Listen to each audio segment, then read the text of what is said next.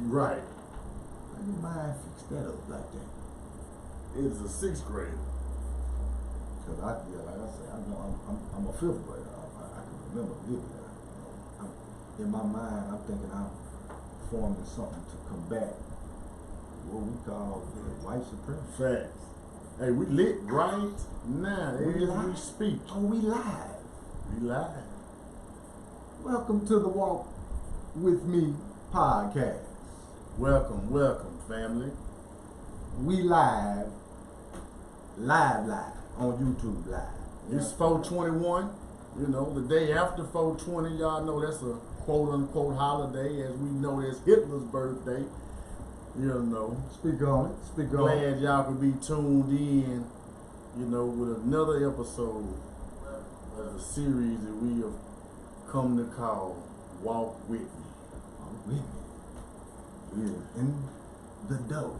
Shout out to everybody out there in YouTube land, Instagram. Listen, right now, if you're in YouTube land, go ahead early up in this thing.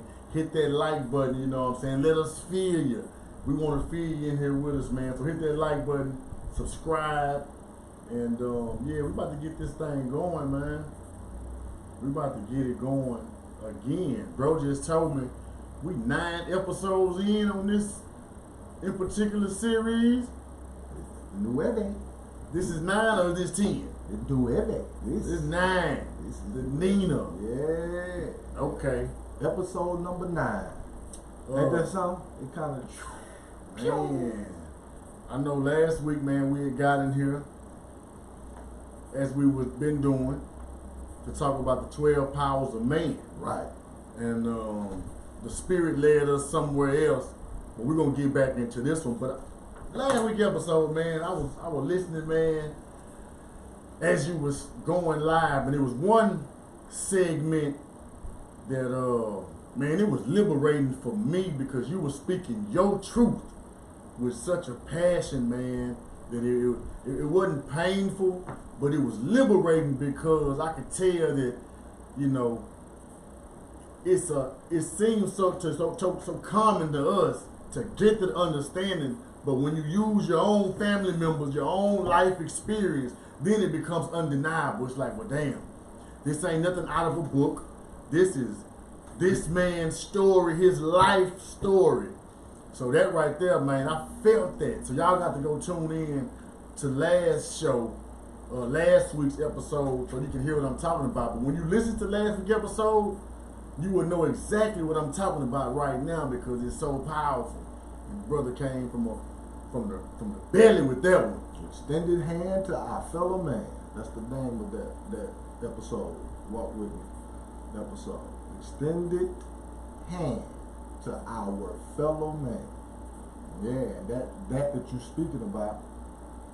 Before we go into any further, I am second son. Come on. That's second with a K. Come on. S-U-N, because I am Carolyn's second son.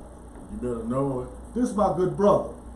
Barleen, you know, AKA, that's what they've been calling me for a long time. Lean on me.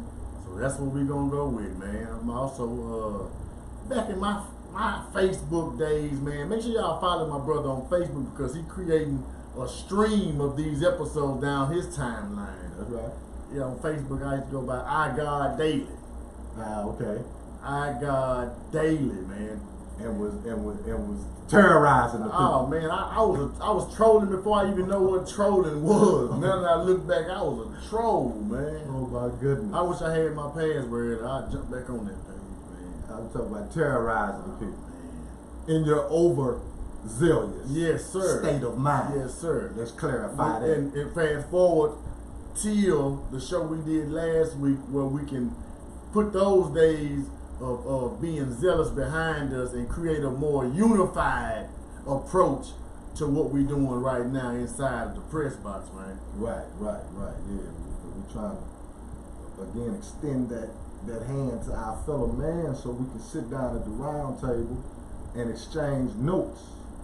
Facts. Because we're coming from the same place. Absolutely. You know, and we got to realize that we also have the same destination. So some of these roads are crooked and some of them are straight, you know what I'm saying? So we can go out and do all of this, you know, but the chance of you catching a flat, running out of gas, or more than us, it's going straight down the middle where we're going to take us right now. We're just going to make it an easy, straight path, you know? And I get it now, because sometimes when you go into the doing all this right here, exactly. Yeah, then you setting up little stores right here and little shops, and that keep the people occupied, and they'll forget where they're going because they're spending so much time on the other side story instead of being focused on the destination and being there as quickly as possible. Because the quicker we get there, the quicker we can start to build on it, instead of having to, you know, nah, don't go to this store. Let's go to this one. Nah, let's just get to the destination first, man. Right.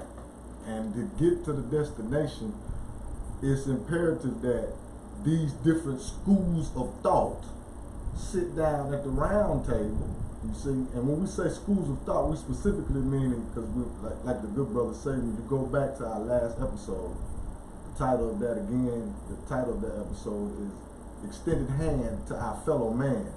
That extended hand to our fellow man is that me and the good brother Barleen both, we are acknowledging the fact that the foundation of our spiritual understanding comes from the church. Well. You see? And with that being said, we know that there is a misunderstanding in the holistic interpretation of the Holy Bible, just to make it plain. These two different schools of thought now, like the good brother said on the last episode, you have these categories of what we would call your traditional religious doctrines or denominations: Baptist, Kojic, Pentecostal, Catholic, etc.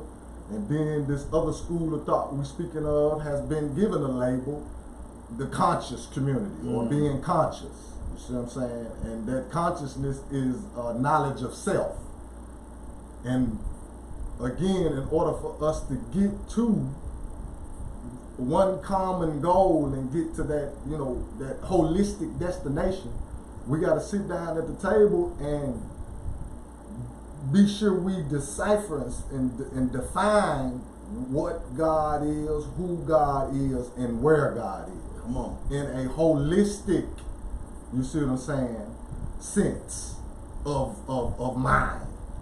And not in a artificial intelligence or a 3/5 of a form or a state of mind.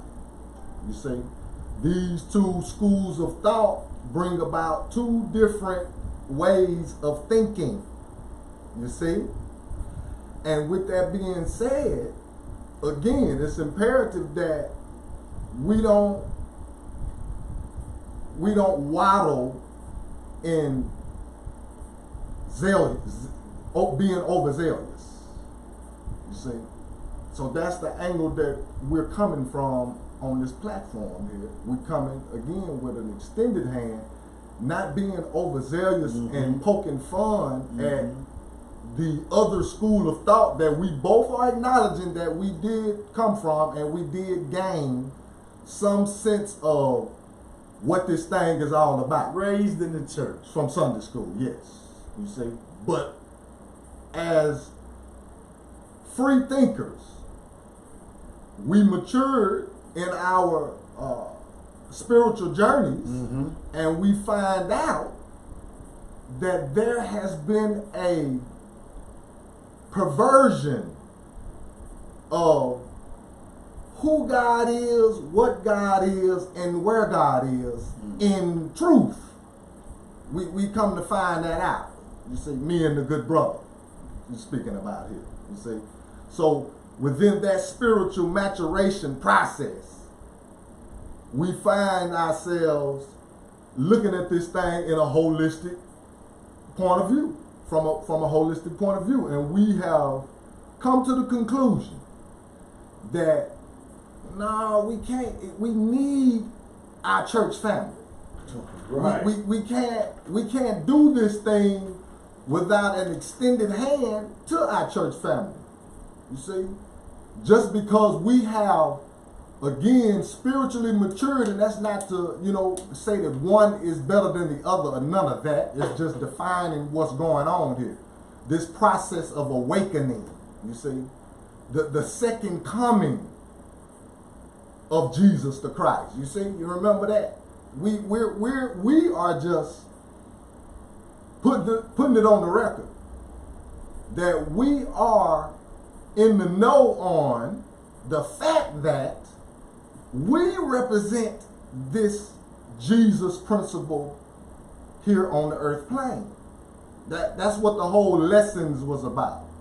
So when we saying sitting down at the round table with these two different schools of thought, this is the side we coming from. We coming from this side of holistic understanding, meaning we're not taking these lessons from Sunday school and giving the power to the characters or the people in the lessons and then leaving it at that. We're not doing that. What we're saying is we have come to the conclusion that spiritually this is part of our inheritance.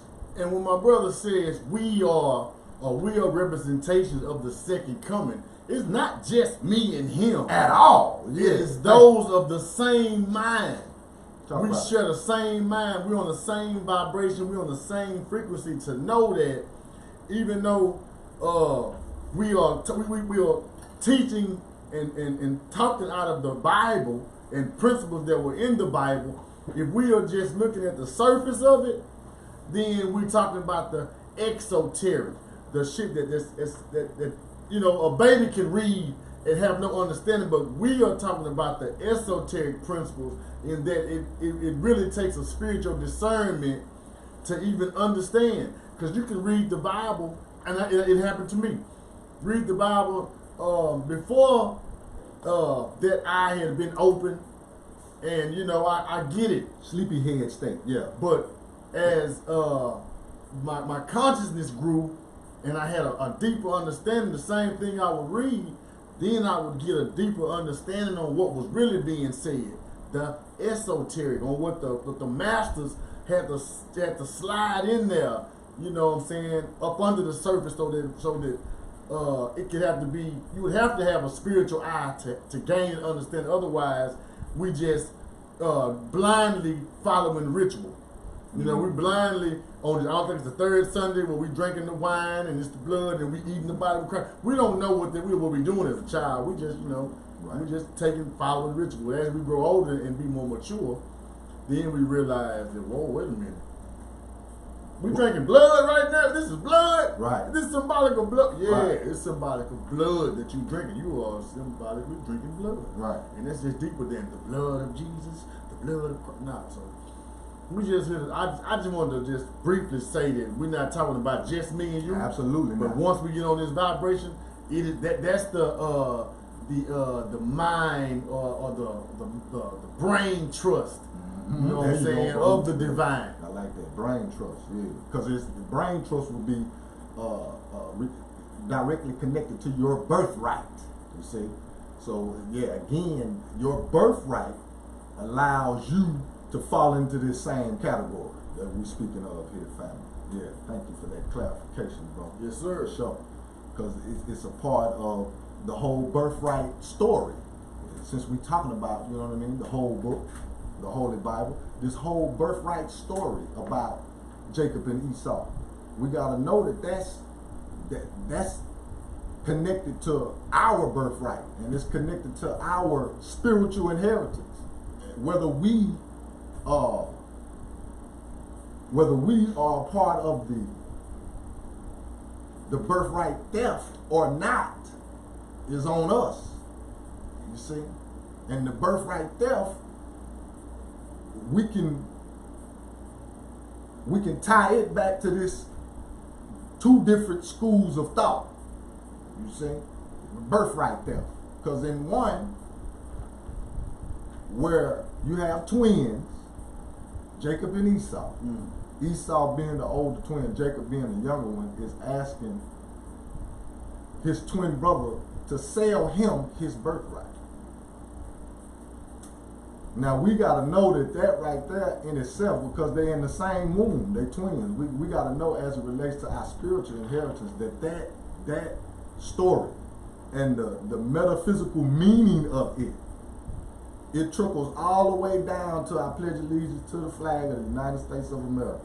Now I know that, you know what I'm saying, just saying that right off, you might be, you know what I'm saying, what is you talking about, you know what I mean? But we have to know that this thing is that deep when it comes to these two different schools of thought. Like, because one school of thought is giving their power to something else or someone else. And then another school of thought is not doing that. Another school of thought is accepting the responsibility that it's on me. Mm-hmm. I don't have a cop-out saying, Jesus will fix it when I got myself in trouble, when I did it. You see, one school of thought is accepting the responsibility of, hey man, it's on me. I can't blame mama for what I thought she should have did. I can't blame daddy what I thought he should have did, or how he could have did it different, or I can't blame grandmother, or even pastor for that matter. I can't blame my pastor for not being able to define these characters in a metaphysical way, you see, as it relates to as above, so below, as within, so without, you know, as it relates to the stars, the moon, the sun, the planet. I can't, you see what I'm saying, fault him. But what I can do is save myself. I can start to do what God told me to do, is ask, and ye shall receive. You see how that is? But once again, if it's one school of thought that's giving that power up to these entities, like, you know what I mean? You like some feeling like, as powerful as my pastor is, you know, I need his prayer. I need his, you see what I'm saying? I need his stamp of approval, or, you see, that's giving you power up. That's following along the lines of idol gods. You know what I mean? And idol worship. You know what I mean? When the scripture telling you not to do that, it's telling us to what? Put your trust in who? No man. You see? But we play around with all of that, and we play around with it because these two different schools of thought go back to this birthright theft that went on in Genesis.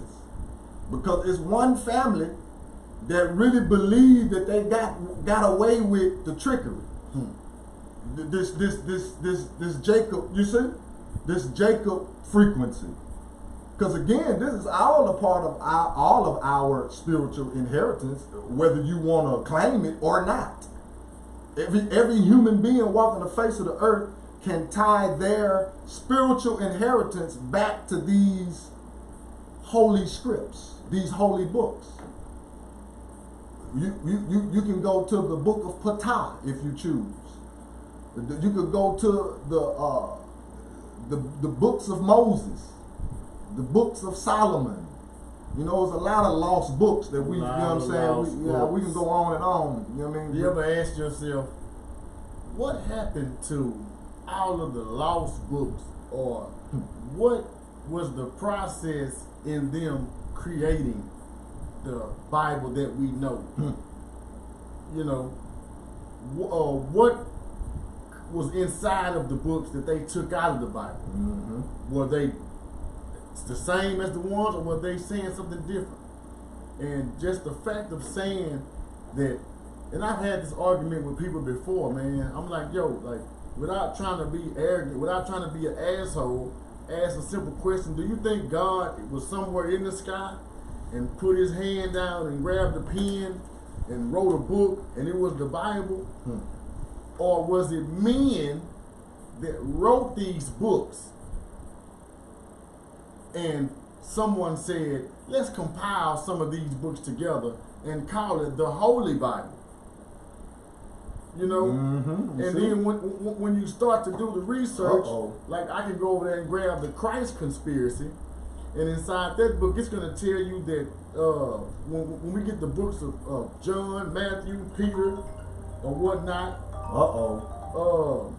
that many of these books about this figure Jesus was wrote hundreds of years after his quote unquote death.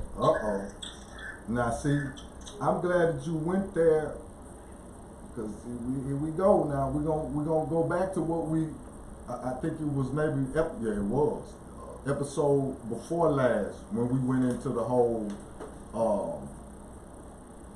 Constantine. Come on, see man. what I'm saying? Remember we said Constantine, the Roman emperor, you see, is the man responsible for the Holy Bible and the orchestration of the Holy Bible.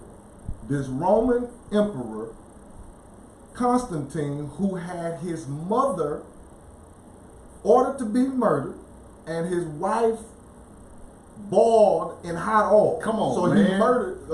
He murdered his mother and his wife. Why did he do that? This is the important part to that. He murdered his mother and his wife because they both went down with the trickery. See, the council of Nicaea was all about the trickery and personifying these biblical characters. Personifying meaning making these characters to be perceived to be human beings. And of course, we already know with the imagery part of it, when the books was pressed up, we never saw, at least I know I didn't in Sunday school, I never saw any faces in that book looking like mine as it relates to Peter, John, Jesus, whoever. Whatever man that they are portraying in this Bible was always in European imagery. You see? Now and again, Constantine has had both of his mother and his wife murdered because they wasn't down with that. They didn't want that trickery to be, they didn't want to be involved with that trickery and tricking the people into believing that these principles, because that's what they are, all of these characters in the Bible and any holy script that you read, all the way to Heru. You see, these are principles that reside within our human bodies. We have all of these powers. They're connected to the 12 powers of man. All of these principles that we go read about in these scripts, these holy scripts. Now, when we go to this right here, this is important when we bring this book right here in here. This book, the name of it is God Man, the Word Made Flesh. George W. Carey, one of my favorite authors and one of my favorite book series. Right here, this is in the beginning of the book where he titles this section, Books Rejected by the Council of Nicaea and Other Ancient Books. So we're just going to name a couple of them that's highlighted right here. The books that was rejected by the Council of Nicaea. Again, family, this is Constantine, the Roman emperor, that has this meeting, you see what I'm saying? This meeting is connected to the Berlin Conference too. Google that, put all of that together, and we'll find out how all this is connected to our birthright. You know what I'm saying? And birthright theft. Now check this out. Books that was rejected. Books of the Quran, books of Esther, books of Solomon, the Egyptian book of the dead, books of Adam, books of Eve, the book of Enoch, the book of Seth, the seventh book of Moses, the book of St. Thomas, the doubter, the book of Nicodemus, the book of Ptah-hotep, the oldest book known, the Kabbalah. You see that? We just named just a few of what we call holy scripts that was rejected, family. That's the key word here, was rejected by the Council of Nicaea. Now again, you can connect the Council of Nicaea, Constantine, the Roman emperor, and Roman law. You can connect all of that into this democratic form of government that this corporation, the United States of America, is practicing. You can connect all this together, family. You see? That's why we say the Berlin Conference is connected to this right here, the Council of Nicaea. Now we see right here just the books that were rejected, meaning, see, all of these books that we just named, the book of Adam, book of Eve, the book of Enoch, the book of Seth, you see, the book of Nicodemus, the Kabbalah. You're going to find the keys, you see, to freedom in these different holy books. And again, like the good brother was just saying, you wonder where was the men that put the Holy Bible together. Don't you wonder how, like, where they get, okay, you know what I'm saying? Just the revelation. Where did it come from? And that's a good segue for me to come in on some notes that I had taken out of this book, The Christ Conspiracy. Well, let's do it. Just some things that just, make you say, Like, for instance, we talk about the Gospel of John. John is the only gospel containing the story of the raising of Lazarus from the dead, which is what? An Egyptian myth. The same thing that happened about Lazarus happened thousands of years, it predates that in the Egyptian myth. Also, the birth date of Jesus is depicted as having occurred at different times. In Matthew, about 2 years before, and in Luke, more than 9 years after Herod's death. Jesus' birth and childhood are not mentioned in Mark, although it is in Matthew. Matthew and Luke to have been born of a virgin. His lineage is also traced through Joseph to the house of David, so they may fulfill prophecy. Jesus is said in the Synoptics, the first 3 Gospels, that's Synoptics, the first 3 Gospels, to have taught for 1 year before he died. But in the book of John, it said he taught 3 years before he died. Okay, and this is fine right here.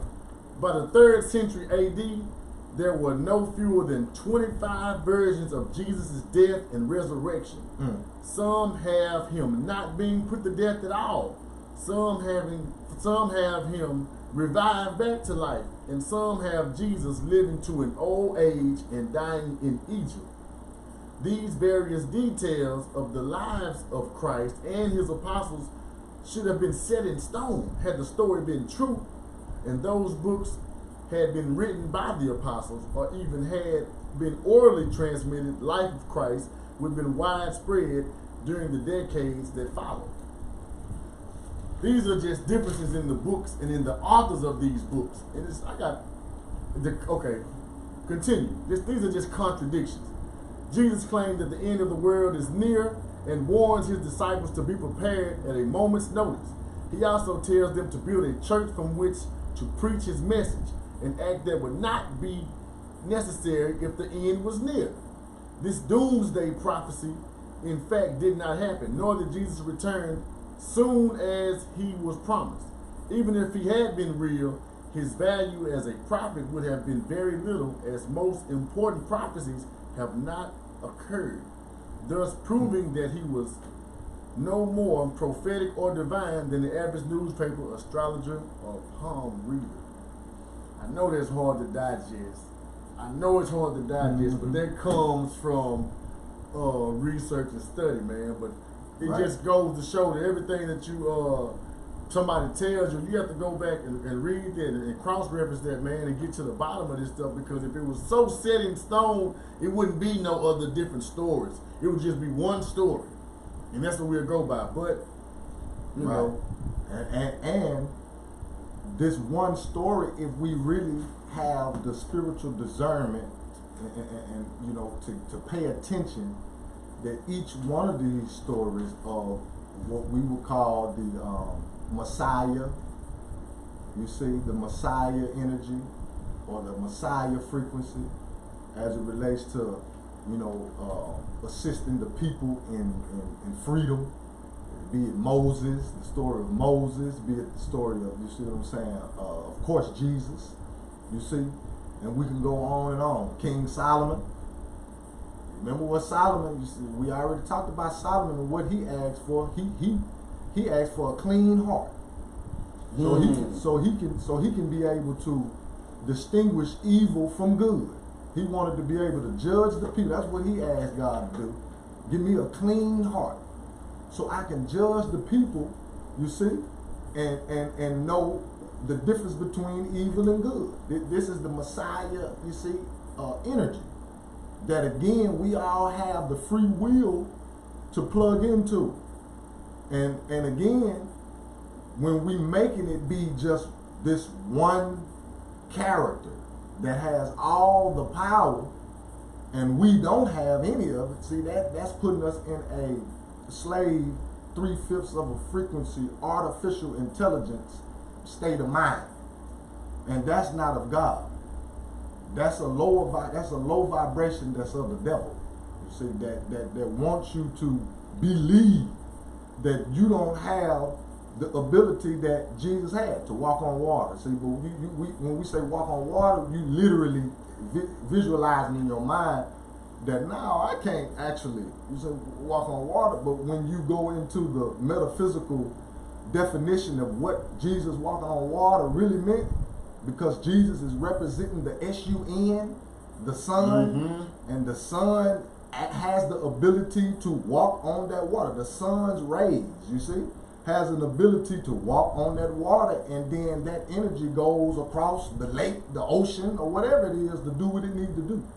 But we have been bamboozled, you see, on the decoding of the Holy Scripts, you see.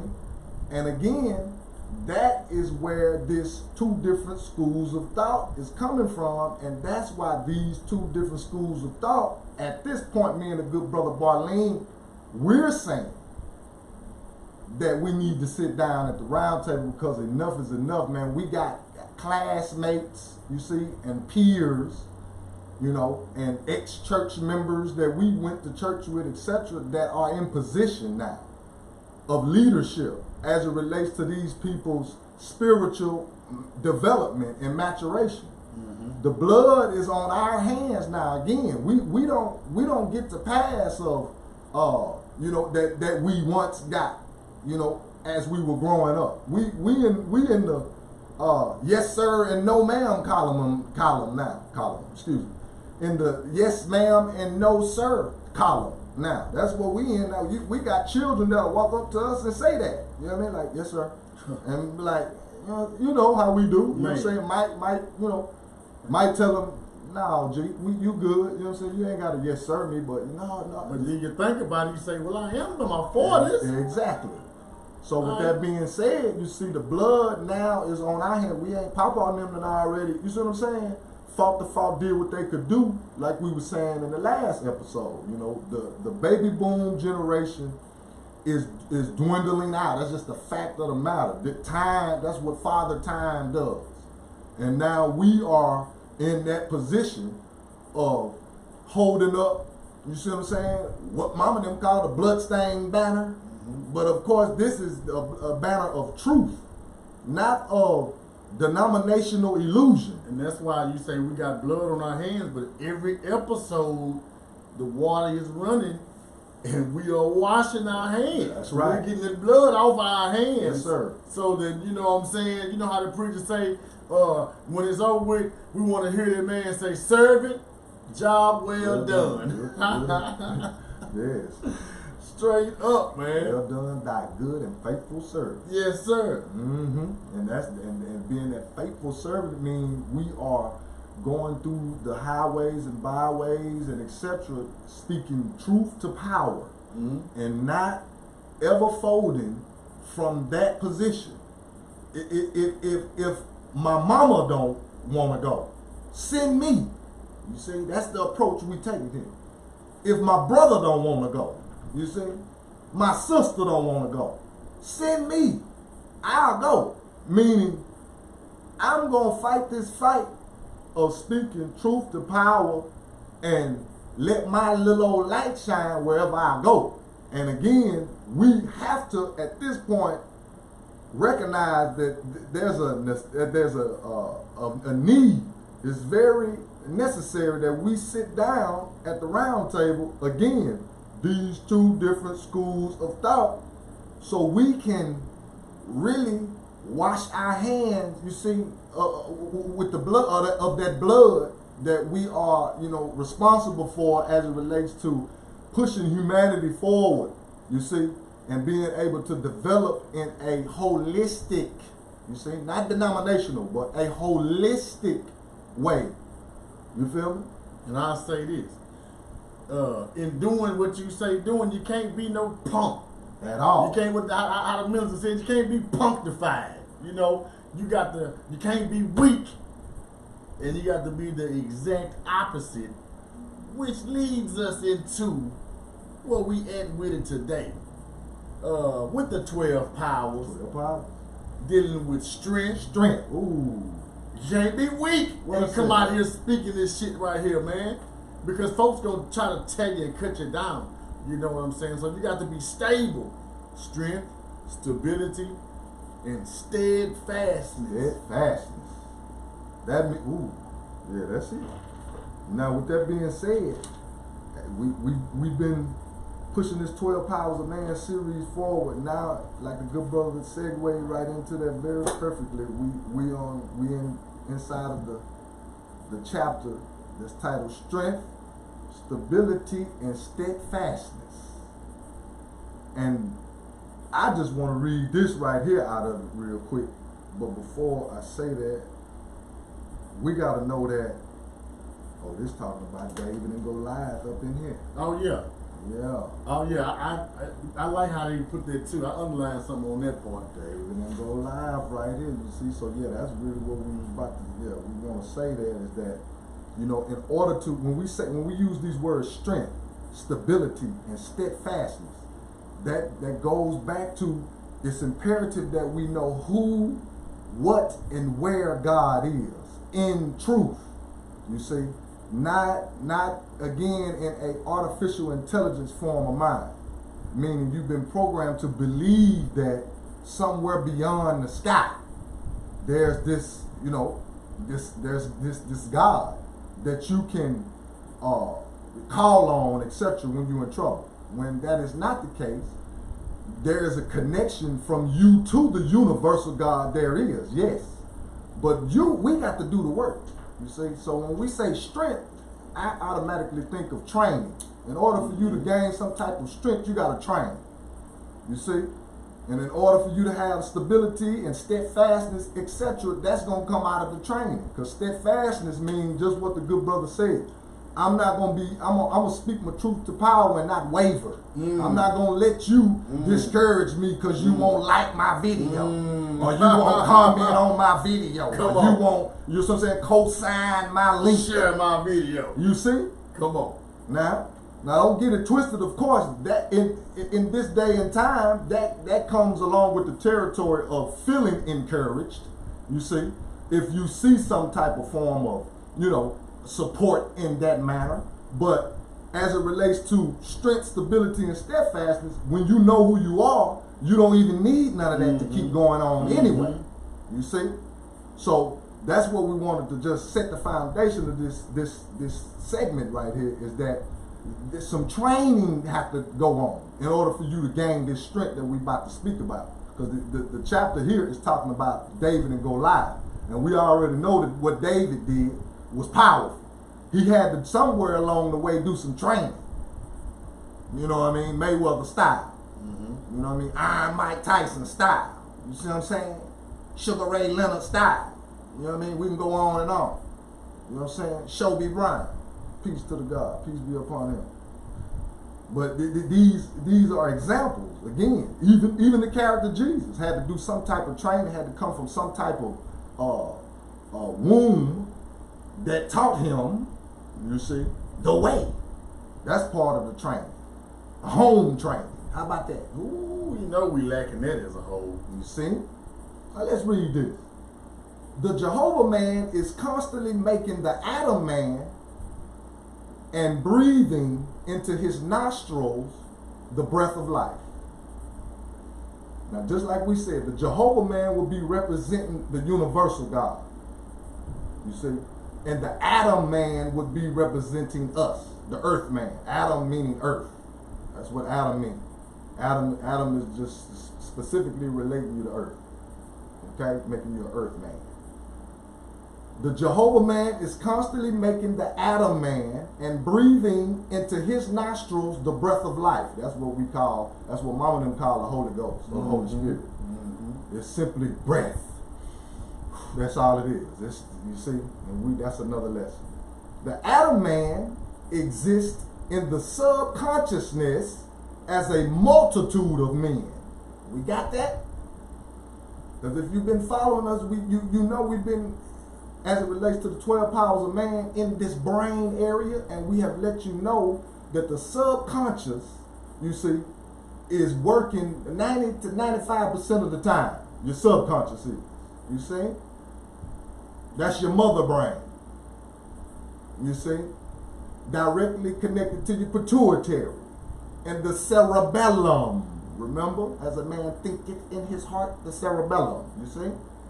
Your subconscious is believing that it's a multitude of men. Watch these different labels that your subconscious believe yourself to be. The wise man and the foolish man. The kind man and the cruel man. The loving man and the hateful man. The stingy man and the generous man. The hungry man and the full man. The good man and the bad man. The live man and the dead man. The poor man and the rich man. The timid man and the courageous man. The sick man and the healthy man. Ooh, that's deep at this day and time. All of them, but that really catches my eye. The sick man and the healthy man is connected to my subconscious, my brain. The old man and the young man, that go back to Sadie. Sadie having babies in his 80s. Yeah, facts. Who's to say 80 was old? He got a little old bitty, you see?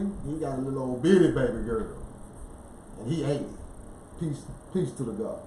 Peace be upon Dr. Sadie. You see? The old man and the young man. The erratic man, you see? Undisciplined. That's erratic. You see? The erratic man and the sane man. See, that sane man is the one that's practicing mayat. Got some balance going on. These and 1,000, look at that. These and 1,000 other types of man as active personalities occupy the consciousness of every human being. Every human being. Okay. Every male has within him the female, and every female has within her the male. Your masculine and your feminine. That's why balance is so key. Now, with that being said, remember we were speaking about birthright theft. And within this birthright theft, again, we have to key in on this biblical story about the twins. Now, we can go before Jacob and Esau and get a twin story. There's an ancient, a couple of ancient twin stories, that we can dig out. That's going to relate to these same principles of what we just read, because these are principles, you see. Kind man and cruel man. Right. They twins. The loving man and the hateful man. See? Twins. Hey, we're going to go back to what we talking about, polarity. There you have it. The law of polarity. Okay. And we have the ability to plug into which one we choose to. But in doing so, see, you need some assistance in helping you think that way. And in order for you to think that way, you have to rid yourself of toxins, you see, that has been disrupting this organic operation that is created to operate within the humanoid, these 12 powers of man. See, when you start plugging into the powers, you know that you have an obligation spiritually to operate on the frequency of Mayat. Meaning, now hey, it's going to be a time where I need to pull out that cruel man. Ooh. See how that works? Mm-hmm. I can't be the kind man all the time. That's the fact of the matter. And look, oh boy, it's cold. Because now you talking about the sick man and the healthy man. Yes, sir. If it's gonna be a time when that man is sick, when I can't be full, I might have to fast and be hungry.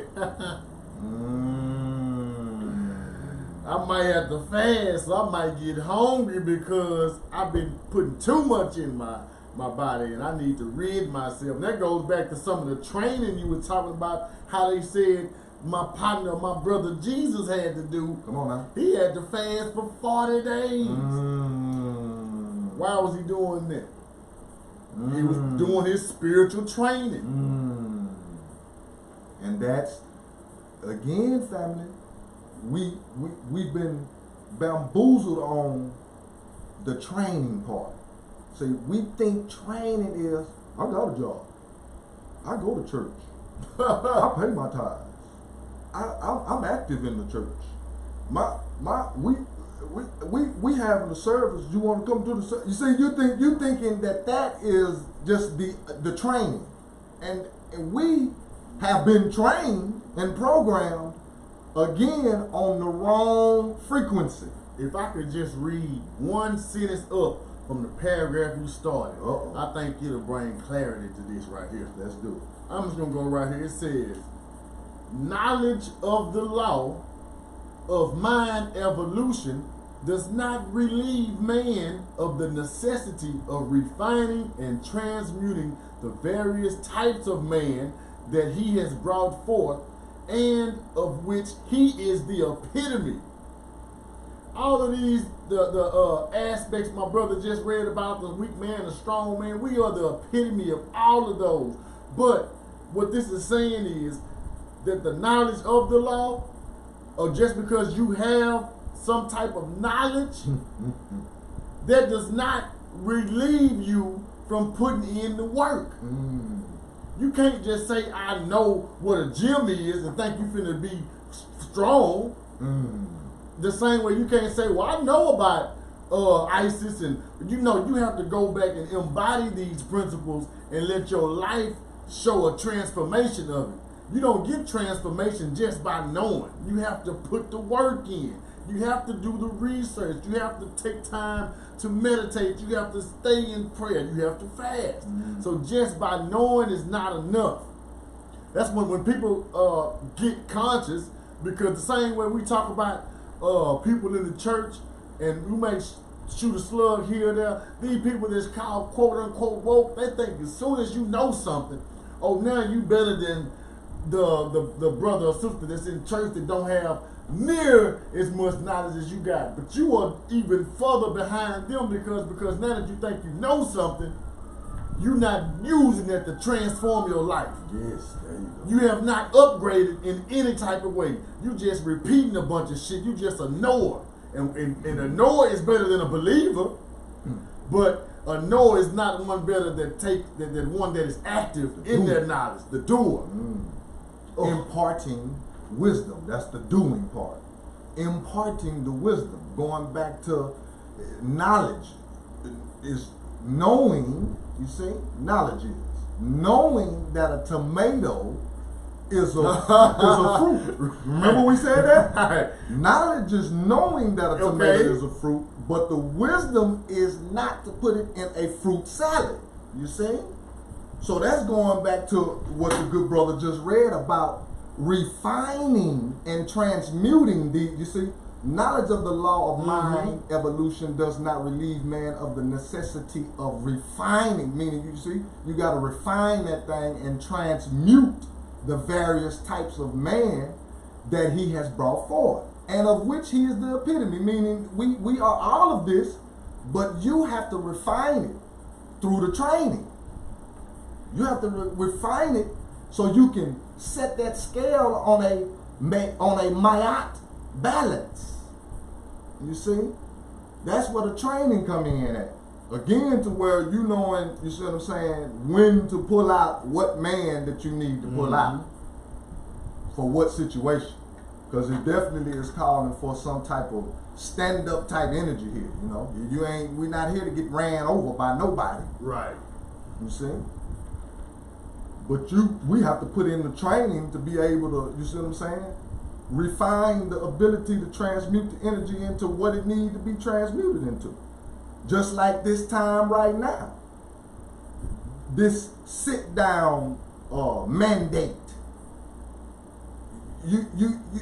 It's a time to refine, you see, and get your transmutations on, as far as turning one energy, which we could label negative, and transmute it into positive, where you can use it in your favor.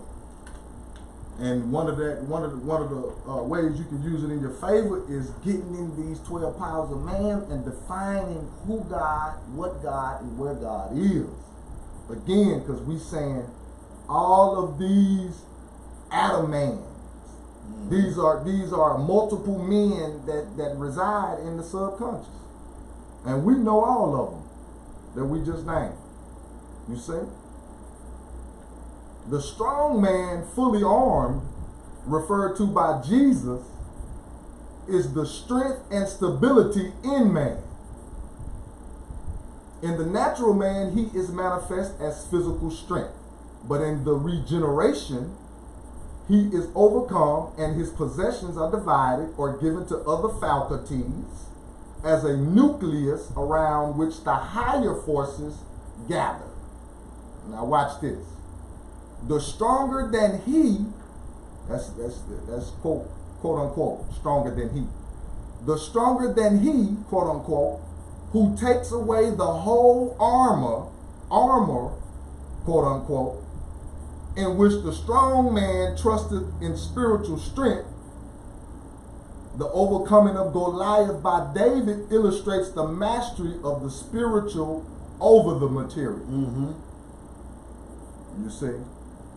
The stronger than he who takes away the whole armor, in which the strong man trusted is spiritual strength. We got that, family? Spiritual strength. Remember we said that David and Goliath, that whole battle was spiritual. We looking at it, of course, in allegoric form. We see David with stones and a slingshot. You see? But those stones are they representing spiritual strength. That's all we need to know. That's part of the training we're talking about here. You see? The overcoming of Goliath by David illustrates the mastery of the spiritual over the material. You see? Goliath trusted in his armor, which represents the protective power of matter and material conditions. Physical shit. There you have it. Physical stuff. David, spiritual strength, had no armor or material protection. David's power was gained by trust in divine intelligence, through which he saw the weak place in Goliath's armor. Remember we said you got to study your goddamn enemy? David knew that there was some weakness in the armor of Goliath. And divine intelligence. You know something as factual, it just runs through your whole being, but you don't know how you know. That's divine intelligence. And that's what you have to trust in. That's what your faith relates. If you believe in that, it ain't no Goliath that you can't destroy. That's all. That's all. You see? And again, we're talking about 12 powers of man, which when we say spiritual strength, again, is coming from the decoding. See? We have to have the ability to decode what the universe has given us to decode. You know what I'm saying? And of course, there has to be a level of spiritual discernment. How do you build up that level of spiritual discernment? With your diet. Walk with me. Discipline. Walk with me. You can't live any and every kind of way disobeying law after law that has been laid down before us, you see, and expect a righteous result. You can't see that's an illusion. That's what you call insanity. You insane thinking you're going to continue to just live any kind of way. You can just do any and everything you choose and then run to the name of Jesus when you're in trouble. You see? Because the whole two different schools of thought is very imperative for us to sit down at the round table so we can get this holistic outlook on this thing. Because Jesus, again, the whole allegoric story is telling you that this is how you can live. You can be the doctor in the sick room. What do we mean? See, let's clarify. We're not talking about the white coat. You see? The doctor that we're speaking of is the one that is responsible for the temple of God. You remember? That our bodies is the temple of God. And if we are gods, like St. John say, ye are God. You see? That means that I'm responsible for this. John chapter 10, verse 34. Come on now. Go read that one, man. You see? If that is who I am choosing to, you see what I'm saying? Pledge my allegiance to, my God self, then I got the ability to be the doctor in the sick room. You see, and assist the lame man in walking, and you see, the blind, assisting the blind in the seeing. We have that same ability, the free will to tap into it and choose to use it to our righteous benefit. You see, but in order to do so, there has to be some, again, spiritual discernment levels that's set, and those spiritual discernment levels are set according to the training that you do. Here goes some of the training right here, since we're talking about my partner Jesus. That right. And what he said and what he did. Jesus says that the seed is the word. He gives illustrations in various places in which the seed is sown and the results of the sowing. The seed, or the word of God, is sown in the minds of men. These seed ideas go through many changes and they bring forth a harvest according to the capacity of the receiving soil. If you will to do the will of God, the exercise of your will in God's mind strengthens your willpower. If you have faith in things invisible, the faith seed is growing in your mind and your faith will be increased. Listen, man, every word or idea in divine mind is sown by man in his mind and is then brought forth according to man's receptivity. What does that mean? Receptivity. That means I got to believe that I can work. This is my garden, and I'm planting. This is my soil in my garden. Is that what receptivity means? That's what it means. Like it is capable. The soil is fertile to bring forth whatever it is I plant. If you got a bunch of weeds in your garden or in your mind, and you think you're gonna plant some seeds and gonna bring forth some fruits or some vegetables, no, the weeds gonna draw it out. So you have to have a clean mind, first of all, which goes back to you got to watch not only what you put into your body, but what you put into your mind, what you read and what you watching. These are the things that create weeds that prevent, the growth of the divine or the spiritual from happening in your mind.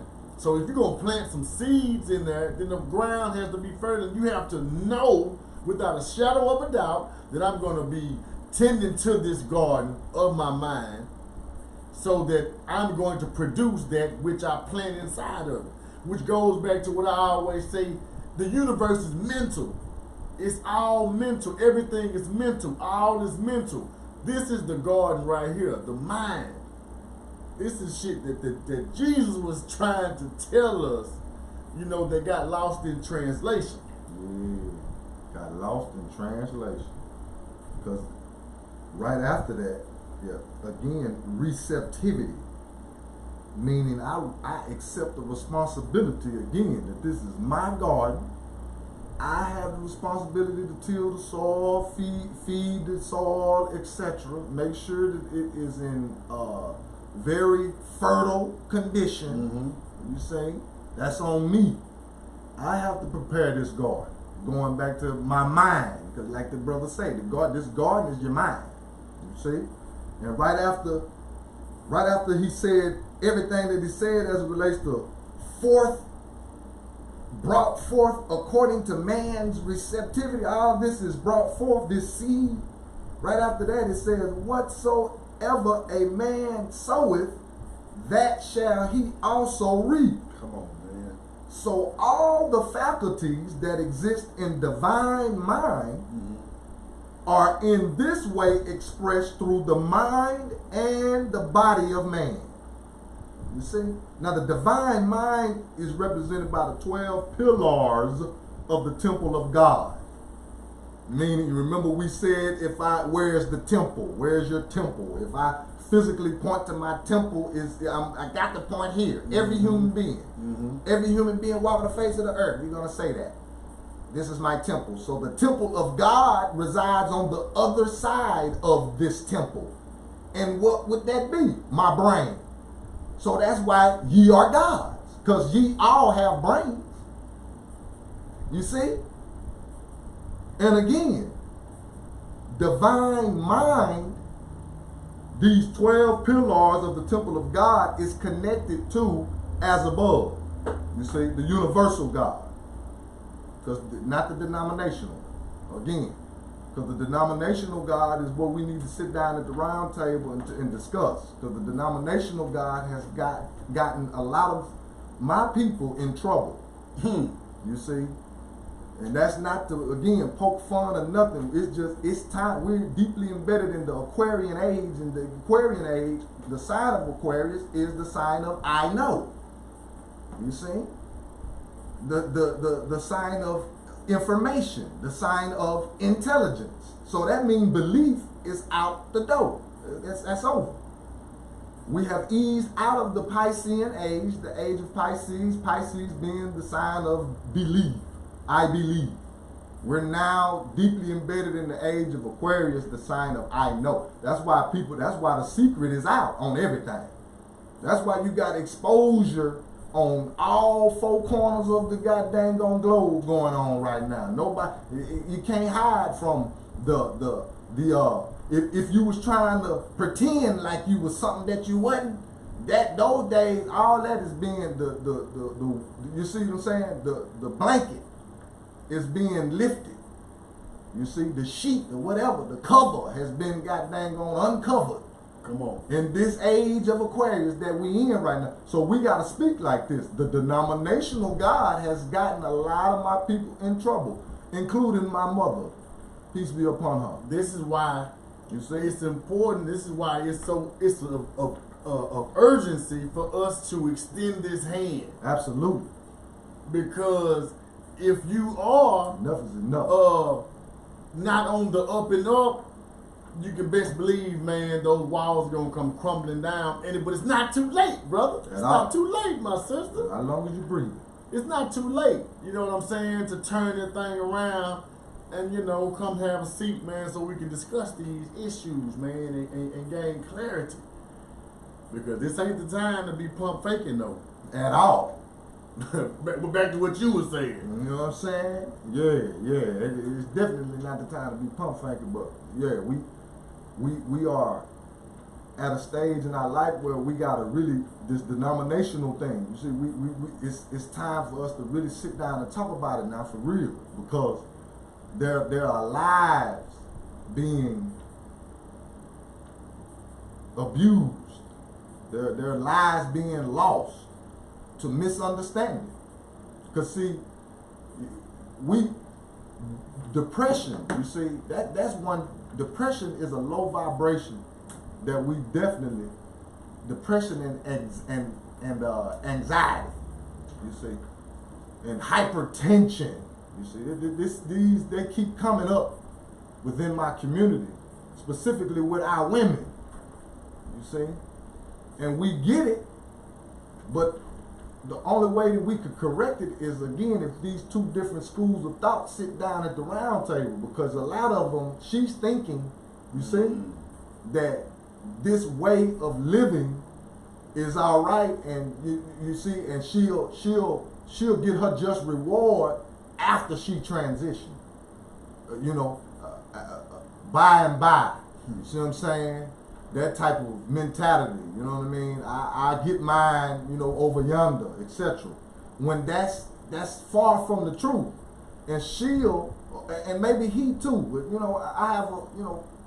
I have a deep passion in my heart for women and children. I just do. That's where my passion lies. They don't go. You see what I'm saying? Women and children don't go, man. You see? That's the old law. You see? And that's the whole key.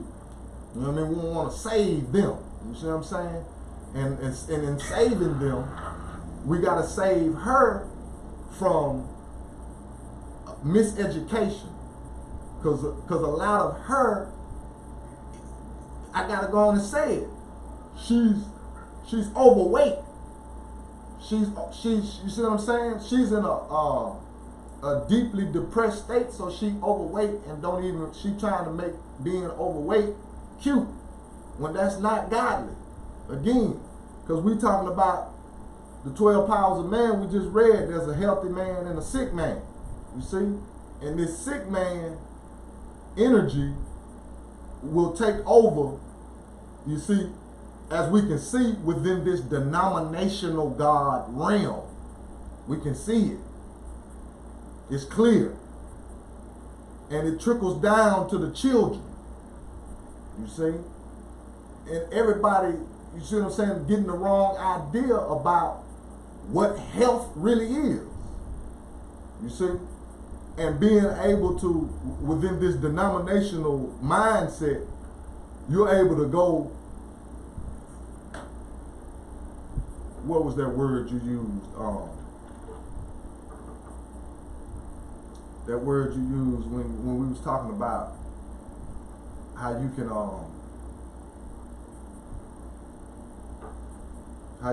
what was that word you used when we was talking about how escapism. There we have it. Escapism. You see? The denominational God, as I observed, you see, has been a form of escapism as it relates to a healthy man and a sick man. Because going back to our last episode, the healthy man, you see what I'm saying, would be on one side of the school of thought, and the sick man would be on the other side of the school of thought, because we already knowing that within this denominational concept, it's okay to eat everything off that swine that the scripture said don't fool with. The swine is defiled. It's a defiled animal as it relates to you ingesting it. You see? But again, over here in this denominational realm, you remember you used the word, the good brother Barlene used the word, what was you saying they do? That's escaping me too. This show was the last. The last one. When you said that they'll remix, there it is. They'll remix the scriptures. You see what I'm saying? And again, where are we coming from? Where is this denominational, God frequency? These people that's operating in it. Where are they getting their interpretations of what this Bible is saying? Because how can you remix, like the good brother Barlene said in the last episode, how can you remix the scripture that is clearly stating that swine is defiled and leave it alone? That's a defiled animal. Oh yeah. How are you able to remix that? Oh, they cold. In your denominational sense. You see, that's obvious that there's a sick, you see what we're saying here? There's a sick man that's still allowed to operate over there. And I had, what you're talking about, I had that happen to me. This was before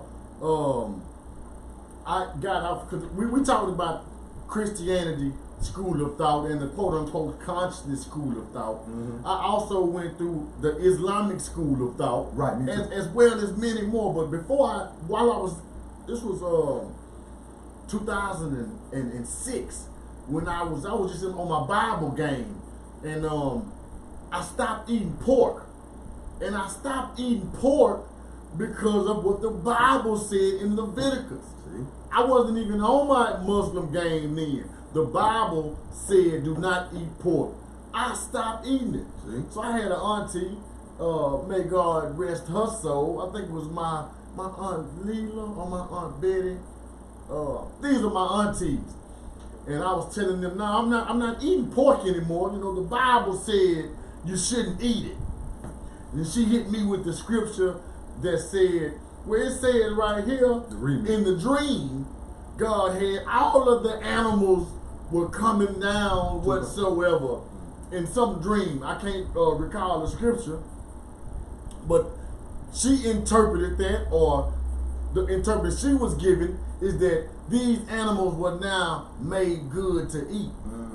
But that's a very exoteric understanding, because if you dig deeper into the esoteric, that scripture is telling you that these animals or whatnot are representation of different people. Yes.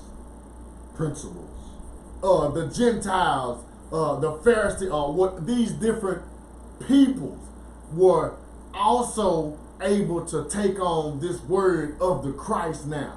Because, you know, back in those days, they got the Jews and they didn't believe in this, that, and the third. But this in particular dream was emphasizing that all of these different animals represent different people or different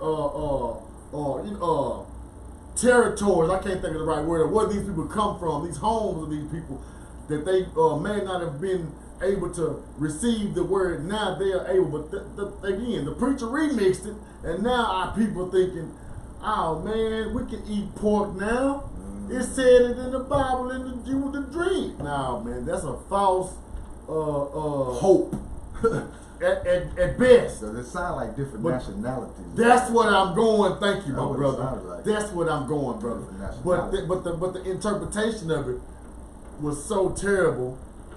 Many people think that we should be eating pork. Now, if that's all it is to eat, we got to get it in. We got to do that. Yeah. But if we have options, like I always say, even to my mama, I say, Mama, we don't eat no pork. You know when it resonated? When? When the doctor said you probably need to lay off the pork. See? And I'm glad you said that, because that's case study. That's what you call case study. And we can go now into this denominational realm and find there are so many of these people that's on blood pressure medicine, they're on heart medicine, and again, we're relating it to being, a lot of it, obese because you're overweight. And we're not saying that everybody has to walk around here and be what you call skinny. No, I like the meat on my bone. We hear me? Exactly. We all have a specific genetic makeup, you see, and everybody ain't gonna, you see what I'm saying, as it relates to eating right, everybody not gonna shed off the same look as it relates to physical body as the next, you see. But the whole point is that how can, again, you remix these scriptures and then take, like you saying, hard case study on, look, okay, now look, mama, look, Annie, look, Papa, look, Granny. The doctor saying, they telling you, they giving you a list of foods that they telling you that you should eat. And every time that you get this list, it's plant-based. It's a plant-based list most of the time. And of course, when you dig all the way deeper as it relates to these different nationalities, you will find that there's a certain way of eating within culture, and then you will see how, again, we get back to the strength. and being able to have this spiritual discernment on how to do, what not to do, etc. Like in a holistic form. But that's only when we start to deal with the truth of the matter. Because again, this form of a denominational God has got us in a sick man, you see, a sick man state of mind, not a healthy man. Because anytime, again, you feel like you can break all the rules and, oh, I take a pill. And I break all the rules, but I'm gonna take a pill because my doctor prescribed it. You see what I'm saying? That's still a form of being undisciplined. You see? In order to build up strength, you see, steadfastness, you see, what's our other word? Stability. You see what I'm saying? In order to build that up, you have to implement some sense of discipline within your daily regimen. Daily. You see?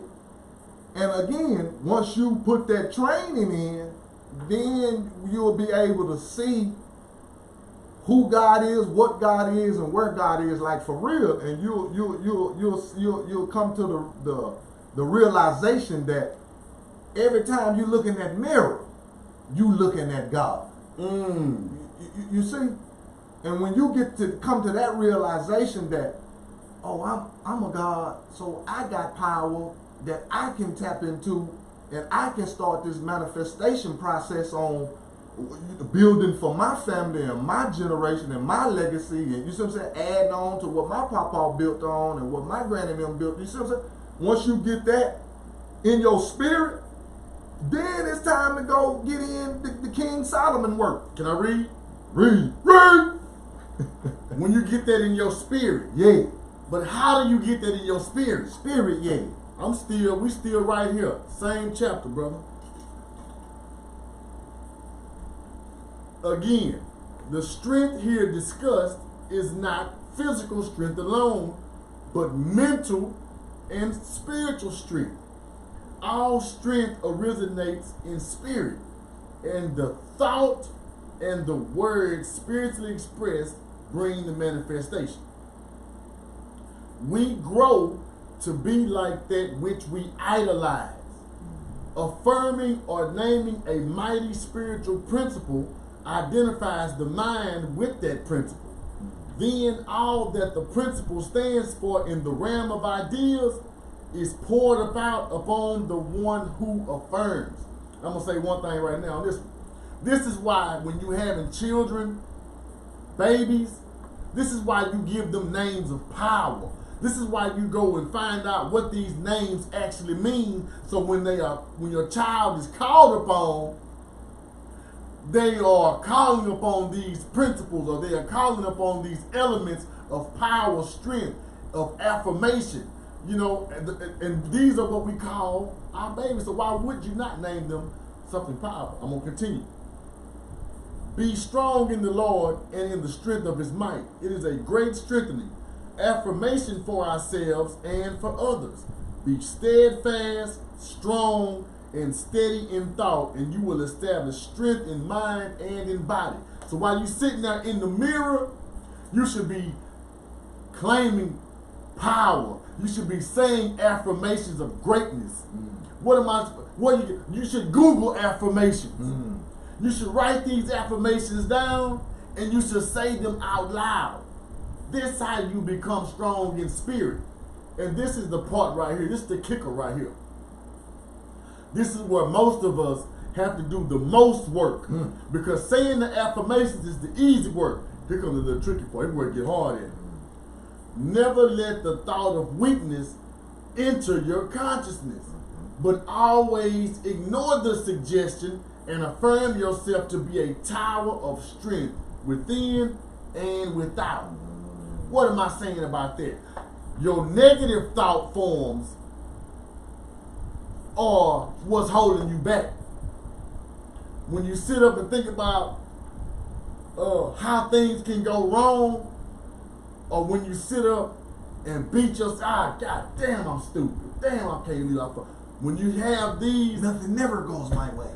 those thoughts right there is the ones you have to slay. These are the ones in your mind you have to visualize yourself slaying these thoughts.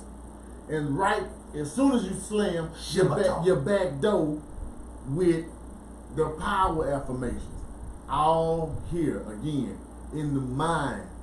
It's all mental. If you can reprogram your mind, then you are on the tidal, the wave begins to just grow, man, become bigger and more powerful, and you begin to feel yourself to be more powerful. This ain't nothing that, I read about it, but once I could understand it and embody it, put it in practice, the results, you would be amazed at the results you would get just by reprogramming your mind. It's addictive. It can get addictive. Like, you know what I mean? You start to actually see what you know you manifested with your word, with the word that came from your mouth. Mind is mind magic. And I should tell you this. It's a book. It was one of my beginning stages books I was reading. It was called Mind Magic. Google this, Amazon that, buy that. Mind Magic. Another one of the books that help to reprogram your mind. Because that's where we're going with it, because we have to unlearn all of the shit that was not right and exact, and teach ourselves and train ourselves in the facts and in the truths that we discover once our eyes are open again. And it's a process. It ain't an overnight thing. Like I said, that's one of the hardest things to do, man, is to conquer your negative thoughts, because they coming from within. Man. Nobody even got to tell you this. Or somebody could tell you this, and now you're going to harbor on this negativity until it consumes you, and now everything in your physical reality is a reflection of your own thoughts. So why not make them positive? Why not make them affirming? Why not make these things in power? That's what I did, and that's what I see that I have to continuously do. Me too, bro. Continually. Yeah, I'm talking about it's an uphill journey. You understand me? You gotta keep climbing all the time. You understand me? It's an uphill journey. You see? You can't stop. Look, I just want to read this real quick. Man's development is not primarily under the physical law. Got that? Man's development is not primarily under the physical law. Because the physical law, you see, is secondary. I'm with you, brother. I'm with you. The physical law is secondary. There is a law of spirit. And the earthly is but the showing forth of some of the results of the law. You see, some of the results we have seen through the great Marcus Mosiah Garvey. You see? Some of the results we have seen through Noble Drew Ali. You see? Through Elijah Muhammad. Through Il Malik. You see? Shabazz, affectionately known as Malcolm X. You see? Some of the results we've seen, you see, in the earthly form we talking about here, going back to these principles in the Bible that is presented in allegory form, you see, in the person, these principles, you see, we all again have the free will to tap into and plug into, so we can tally up our earthly results. We'll be saying, oh, that's what Lean, he came through, and oh, second son came, that's him, he came through, and you see. And again, it's spiritual. Primarily, you see, the earthly part of us is that's secondary. You see, the physical law is secondary. Man-made law, bucko. You see, as above, so below. So the as above is running the below, supposed to. That's where the spiritual. You see, there is a law of spirit. And the earthly is but the showing forth of some of the results of the law. And we can go on and on with the great sisters, you see. Mama Frances Cress Wilson, you see what I'm saying? Mama Harriet Tubman, you see. Mama Sojourner Truth, you see. Betty Shabazz, you see. Rosa Parks, Coretta Scott King. We can go on and on with a number of, you see what I'm saying, queens and empresses that we can use as the results. But the moral of this story is, if you breathing and you looking and watching us right now, you got the ability to get your tally and make your historical mark as it relates to the results, your earthly results. But your spirit man, as we can see, is the focal point of what you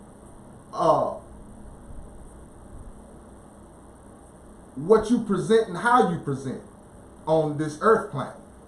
Your spirit man, and how well trained your spirit man is. You see, going back to strength, you see, and stamina and steadfastness. You see, because as it relates to freedom and the liberation of your mind, we already know that that's way more spiritual than physical. You know the saying, you say, mind over matter? You see what I'm saying? Because we already know that there will be obstacles that's going to come our way.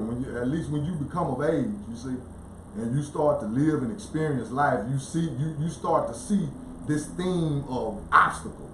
Like, yeah, that's for everyone if you're breathing. But it's how you respond to it. Like me and my auntie was talking about earlier on the rise in the day. Talked to my Aunt Ruth. My Aunt Ruth Esther. You remember I told you I got an auntie? Yes, sir. Named Ruth Esther. I talked to her early on the rise in the day, and she's 76. She go hard. And we was just talking about how, you know, the whole fact of the matter is how you come out after the storm and how you respond to it. You see, that's the whole key. Because we as a family in the past, I want to say 3 weeks, man, we done had 4 family members to transition.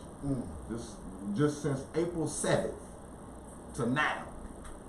And we were just talking about that, you know what I mean? Like, of course, you see what I'm saying? We know that death is a part of life. Yeah, it's a promise. You see? Guaranteed. So again, no matter how the numbers look against you or whatever, it's about how you respond to the tragedy or the obstacle. You see? That's the whole key. Now, again, your ability to respond to where it works in your favor goes back to your spiritual training. Like, how are you deboed up on the spirit realm? You remember we talked about that? Are you Mayweather, the Iron Mike Tyson up on the spirit realm? And that goes back to this, your development. You see? What you watching? Is that TV program that you watching, is it empowering you? Or is it allowing you to escape? Like the good brother, is it some form of escapism? Because we, again, at the top of this chapter, remember we said we have the sick man, the healthy man, you see what I'm saying? The cruel man, you see, the nice man. All of these energies, they get fed through your diet. You see? So if this TV programming that you're watching and that you full of, if it is empowering you, then that's a whole nother conversation. If it's empowering you, then it's inspiring you. There you go. You should be inspired. Yeah. And if you break that word down, what am I getting? You should be in spirit. But if you watching it too, and you just getting scrambled, after you turn it off, you ready to I can't wait to cuss this bitch out. When I see this nigga, I'm gonna look. If that's what you watching, these are the type. This is what your garden looks like. Your shit got a bunch of weeds in it. It's not producing nothing that you can actually sustain yourself with. So it's all goes together, man, about what you put inside. We always lean on that, man. It ain't just your physical body, but it's up here too. Again, I want to read this right here because it's inspiring to me off the YouTube. JB, which is a new subscriber. Okay, JB, look out. Said, thank y'all. Y'all are on point, friends. Great inspirational conversation to lift you up while you work or whatever you do. Right on. So that our inspiration you know what I'm saying, to you is Give thanks. is doing this. It's the same thing. We looking at it as we read this right here. Deidre, she said social media does the same thing as those television programs that, you know, provide you with a whole bunch of scramble, because you can have a timeline full of positivity or you can have a timeline full of foolishness. Yes, yes. You know. And I'm glad you said that, Sister Deidre, because you're absolutely right. And I'm glad you said what you just said, because now we're in the Aquarian age, and these phones and your computer, it's connected to your email, and your email and Google know what you like. So if you full of that goddamn low vibrational, this bitch ain't they're gonna keep it on your screen. It's coming down your timeline. So that, again, that's a part of detoxing. You see, and that's a part of, like we saying, are you being empowered by this? You know what I'm saying? This what is that over there? The I hate to be bringing up these names, but it is what it is. What's the World Star? You see, is that, you know what I mean? And I know it's, you know, we can take good and bad from whatever, but I'm just saying, we know this shade room, World Star type energy. I think, you know, we can define it as being low vibration. I think that's fair. You know what I mean? Because again, you in this, you know what I mean? Let me see what they doing type. Like, worry about you. You know what I mean? This gossipy type. So again, that social media, yeah, it's gonna play a major role, but you can definitely you can structure your timeline. Yeah, you're the controller of it. You know what I mean? You might have to unfollow or something. Some you got to. I know I did it, man. You got to. I did it. Man, if the sirens go off, man, I think we should go ahead and close, man. Right on. Again, we did come in and stick to the 12 powers this time. Yes, we did. Last week we went on a whole nother tangent, you know what I'm saying, and was led by spirit. And it's all good. And it's on the record. So you can go back, you know what I'm saying, watch that, share that, like that. Big shout out, man, to our new subscribers that tuning in, man. Right on. Appreciate it. Right on. Grateful for that. Give thanks. This is the Walk With Me. Later on tonight, I think we're going to double back with a Trap Talk. Shout out to the Trap Talk brothers of mine, you know what I'm saying? 2/3 of the Trap Talk. You did? CA and the Gap Tooth Guru, you know what I'm saying? Peace to the God. And be sure that you go subscribe to this Second Son on YouTube. I'm gonna write it in here for right on, because you can catch Second Son. Yeah, you can catch me Second Son. That's second with a K, SUN, because I am Carolyn's second son. You can find me over there. You can tiptoe over there to my YouTube channel where, like I say all the time, is basically serving as a constituent to this podcast and this movement and this YouTube channel, The Press Box Media Group, etc. Yeah, we just, you know what I mean, linked up, the brothers. But you can find me over there on my channel, just giving extensions to these episodes and lessons, etc. And we, you know what I mean, we gonna do some. We got some stuff cooking up behind the scenes that we're gonna give y'all here in the near future. That's gonna be super live as it relates to artistry. You know what I mean? Our music and everything. So just stay tuned in here on this channel, The Press Box. Hey, you gotta leave us with song, man. Leave us with come on, man. Leave our folks, man. Leave us with a tune, man. You know what I'm saying? One of those soul wrenching. Come on, man. I'm asking for it. You know what I'm saying? We usually start with, but you gotta end it with one this time, man. We usually do. You know what I'm saying? But what can we say today? You know what I'm saying? Other than I feel like going on. You know what I'm saying? I feel like going on. Though trials come on every hand, I feel like going on. I'll press on, yes I will. Walk with me. Yeah, Walk with me, we man. gonna go on. We gonna press on, man. You know what I'm talking about? And we ain't gonna stop until the goddamn gone. I guess until the fat lady sing, as they say. Yeah. You know what I'm talking about? Yeah. Whenever that may be. And that's what it is. I am your good brother, second son. I am Barley. And this is the Walk With Me podcast. And again, like, comment, share, do your thing. We already know how it go. And tip over there to Instagram and follow the Press Box Media Group. And that's what it is. Until the next time. Yes, sir. We out of here.